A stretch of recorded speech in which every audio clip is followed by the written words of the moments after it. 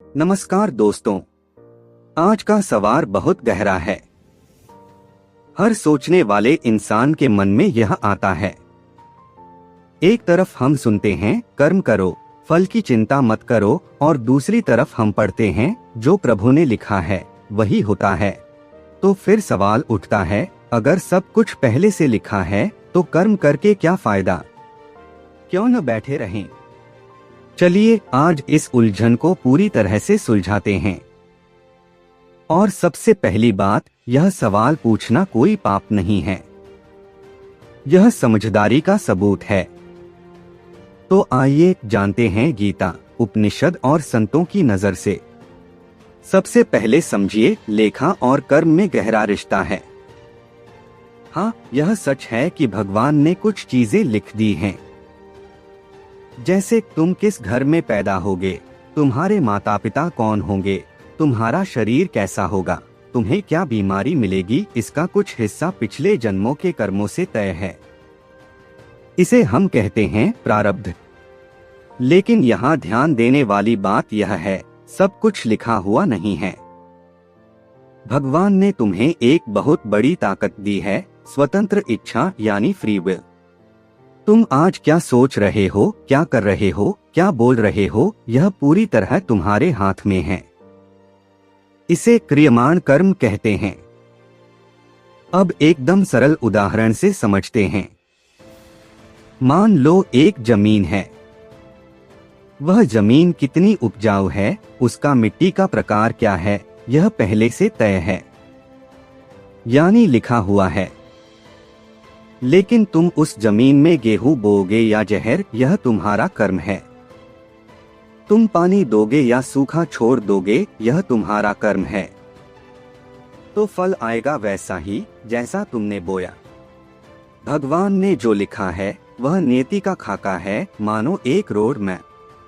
लेकिन उस रोड पर तुम चलोगे या नहीं, कैसे चलोगे, यह तुम्हारे हाथ में है। भगवान ने लिखा है कि तुम्हारी उम्र 80 साल होगी, लेकिन अगर तुम रोज जहर खाओगे तो 80 साल नहीं जी पाओगे। तो यहाँ कर्म ने लिखे को बदल दिया। अब आता है सबसे बड़ा सवाल, अगर दुख पहले से लिखा है तो क्या हम कुछ न करें? नहीं, बिल्कुल नहीं। क्योंकि जो लिखा है वह तुम्हारे पिछले कर्मों का नतीजा है। उसे बदलने का एक ही तरीका है, आज का कर्म। गीता में भगवान कृष्ण कहते हैं, उद्धरेदात्मनात्मान नात्मान मवसाद्ये, यानी अपने आप को अपने कर्मों से ऊपर उठाओ, नीचे मत गिराओ। एक और गहरी बात, भगवान ने जो लिखा है वह किसी सजा के लिए नहीं लिखा, वह तुम्हें सीख देने के लिए लिखा है। मान लो किसी ने चोरी की, उसके कर्मों का लेखा है कि उसे कष्ट मिलेगा। तो क्या वह बैठा रहे? यदि वह बैठा रहेगा तो कष्ट तो मिलेगा ही। लेकिन अगर वह आज से अच्छे कर्म करना शुरू कर दे, किसी की मदद करे, सच बोले, तो उसके कष्ट कम हो सकते हैं। यही कर्म का जादू है। चलिए एक और बहुत सरल उदाहरण। सोचो तुम एक नदी में बह रहे हो। नदी की धारा लिखा हुआ है, यानी नियति। अब तुम दो काम कर सकते हो। पहला, हाथ पैर मारना बंद कर दो और डूब जाओ। दूसरा, तैरना शुरू करो, किनारे की तरफ बढ़ो। धारा तो वही है, लेकिन तुम्हारे कर्म तय करेंगे कि तुम डूबते हो या पार लगते हो। यही जीवन है।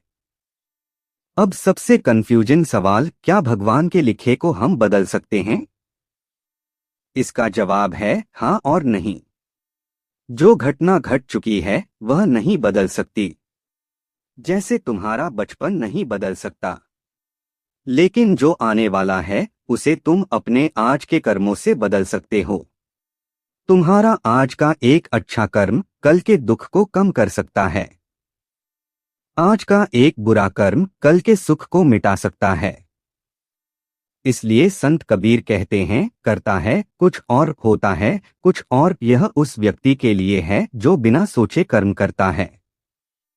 लेकिन जो समझदार है वह जानता है, जैसा कर्म करोगे वैसा फल पाओगे। यह नियम कभी नहीं टूटता। तो फिर क्या करें? सबसे बड़ी सीख यह है, भगवान के लिखे को स्वीकार करो, लेकिन अपने कर्म को कभी मत छोड़ो। जो हो चुका उससे लड़ना बेकार है। जो होगा उसकी चिंता करना बेकार है। लेकिन जो हो रहा है आज, इसी समय, यही वह क्षण है जहां तुम शक्तिशाली हो। यही तुम कर्म कर सकते हो। अगर दुख लिखा है तो उसे भोगो, मगर साथ में मुस्कुराते हुए अच्छे कर्म करो। अगर सुख लिखा है तो अहंकार मत करो, क्योंकि वह भी तुम्हारे पुराने कर्मों का फल है।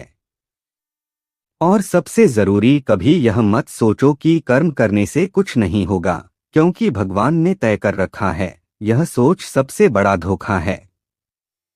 यही सोच इंसान को सुस्त, गरीब और दुखी बना देती है।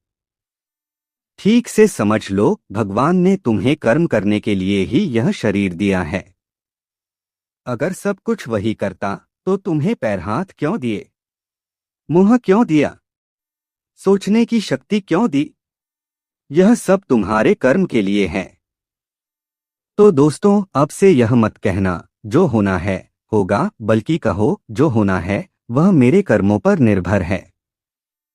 मैं आज वह बीज बोऊंगा जो कल फल देगा। अगर यह वीडियो आपके कंफ्यूजन को दूर करती है तो चैनल को सब्सक्राइब करें। कमेंट में बताइए अब आपको क्या लगता है, क्या सब कुछ लिखा है या कर्म करना चाहिए? याद रखना, भगवान ने लिखा है पर कलम आपके हाथ में दे दी है।